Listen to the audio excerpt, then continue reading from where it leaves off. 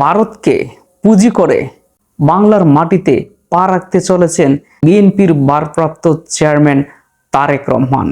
আসুন তারেক রহমান দেশে ফেরার পেছনে কি কি কারণ রয়েছে এবং ভারতের সাথে কি এমন চুক্তি হয়েছে যে চুক্তিতে ফয়সালা হয়েই কিন্তু বাংলার মাটিতে প্রত্যাবর্তন করেছেন। আসুন সেই ভিডিওতে দেখে নেওয়া যাক আনন্দবাজার পত্রিকার হেডলাইন। প্রিয় দর্শক, আসসালামু আলাইকুম। খালেদা পুত্রের সম্বল, ভারতের বন্ধুত্ব এবং মুক্তিযুদ্ধ। প্রিয় দর্শক, আমার এই ভিডিওটি দেখে হয়তো আপনারা অবাক হয়েছেন, কিন্তু না, আজকের এই ভিডিওটি সম্পূর্ণ প্রমাণাদি নিয়েই হাজির হয়েছি। প্রায় 1.5 যুগ পরে বাংলাদেশে আসছেন তারেক জিয়া, কিন্তু কিভাবে তিনি আসতে পেরেছেন সেই বিষয়ে আমরা চলে যাচ্ছি আনন্দবাজার.com পত্রিকায়। আনন্দবাজার এই পত্রিকায় হেডলাইন এসেছে, একটু মনোযোগ দিয়ে দেখুন। মুক্তিযুদ্ধ এবং ভারতকে পুঁজি করেই প্রায় 1.5 যুগ পরে বাংলার মাটিতে পা রাখতে চলেছেন বিএনপির ভারপ্রাপ্ত চেয়ারম্যান তারেক রহমান। এখন নভেম্বরের প্রথম সপ্তাহে যখন তারেক রহমান বলেছিলেন যে এখনো সময় হয়নি বাংলাদেশে আসা, এখনো সময় হয়নি বাংলাদেশে যাওয়ার, সময় হোক আমি অবশ্যই আসব।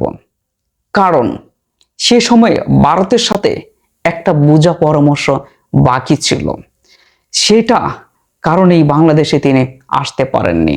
কিন্তু তার কিছুদিন পরে হঠাৎ করেই তিনি ঘোষণা দিলেন 25 তারিখে বাংলাদেশে আসবেন। কিন্তু এই মাঝখানে সময়টা কোথায় ছিল? এই মাঝখানে সময়টাতে ভারতের সাথে চুক্তিপত্র হয়েছিল। শেখ হাসিনার আমলে যতগুলা চুক্তি হয়েছিল বাংলাদেশের সাথে, সেই চুক্তিগুলো যদি পুনরায় চালু করা হয় তাহলে এটিকে আপনি সম্মতি দিবেন কিনা? উত্তরে তারেক রহমান হা বলাতে তার বাংলাদেশে প্রত্যাবর্তন করা সম্ভব হয়েছে। তবে নয়াদিল্লি চায় এখন বিএনপি ক্ষমতায় আসুক, কারণ ভারতের সাথে চুক্তি করেই আজকে তিনি বাংলাদেশের মাটিতে পা রাখছেন তারেক রহমান। কি সেই চুক্তি? আসুন বিস্তারিত দেখে আসি। এই আনন্দবাজারে এই পত্রিকার হেডলাইনে কি বলেছেন আপনারা অবশ্যই মনোযোগ দিয়ে দেখেছেন। বিএনপি যদি ক্ষমতায় আসে, ভারত তাদের আধিপত্য বিস্তার করতে পারবে, কারণ বিএনপি ছাড়া আর কোনো পথ ভারতের পক্ষে নেই।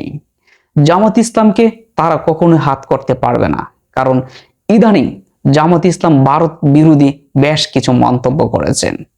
সেই সূত্রেই তারেক রহমানের সাথে চুক্তিবদ্ধ হয়েছেন।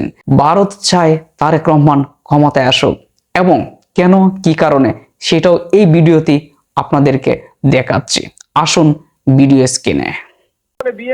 বিএনপি ভারতের পক্ষে এখন যে মুহূর্তে যতগুলো রাজনৈতিক প্রতিষ্ঠান আছে তার মধ্যে বিএনপি সব থেকে বেশি প্রো ইন্ডিয়া স্ট্যান্ড নিতে শুরু করেছে এবং বাণিজ্যের জন্য সহায়তা করবে বলছে। ভারত জামাতকে এই মুহূর্তে চায় না যে জামাত ক্ষমতায় আসুক, বরং বিএনপি ক্ষমতায় এলে ভারতের নিয়ন্ত্রণ করতে সুবিধা হয়। প্রিয় দর্শক, এবার তো শুনতে পেলেন। এখন আপনারাই সিদ্ধান্ত নেবেন আগামী জাতীয় সংসদ নির্বাচনে কাকে সমর্থন করবেন। অবশ্যই ভিডিওটি সাবস্ক্রাইব করে কমেন্টে জানাবেন পরবর্তী ভিডিও পেতে।